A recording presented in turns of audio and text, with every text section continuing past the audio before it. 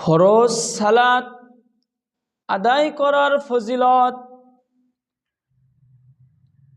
আনাস রাদিয়াল্লাহু তাআলা আনহু থেকে বর্ণিত, তিনি বলেন, রাসূল সাল্লাল্লাহু আলাইহি ওয়াসাল্লাম বলেছেন, কিয়ামতের দিন কঠিন মুসিবতের সময় সর্বপ্রথম বান্দার কাছে আল্লাহ তাআলা সালাতের হিসাব নেবেন।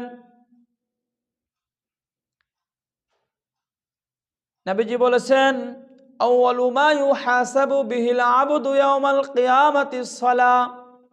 কিয়ামতের দিন সর্বপ্রথম বান্দার কাছে সালাতের হিসাব নেওয়া হবে। নবীজি আরো বলেছেন,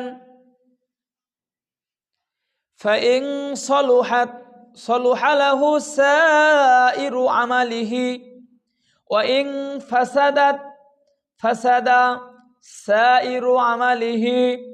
নবীজি বলেন, যদি কোনো মানুষ জীবন দশায় সালাত আদায় করে থাকে, তার সালাত যদি আল্লাহ তাআলা কবুল করেন, তাহলে তার জীবনে যত আমল রয়েছে ওই আমলগুলো আল্লাহ তাআলা কবুল করে নেবেন। আর যদি ওই ব্যক্তির যদি সালাতে ধরা খেয়ে যায়, সালাত যদি পরিপূর্ণভাবে আদায় না করে থাকে, বিশ্বনবী মুহাম্মদুর রাসূলুল্লাহ সাল্লাল্লাহু আলাইহি ওয়াসাল্লাম বলছেন যে তার বাকি যে আমলগুলো রয়েছে সব আমলগুলো নষ্ট হয়ে যাবে। তাই আসুন আমরা ফরজ সালাত যথাযথ সময় মতো আমরা চেষ্টা করি আদায় করার, সঠিক নিয়মে সঠিক সময়ে।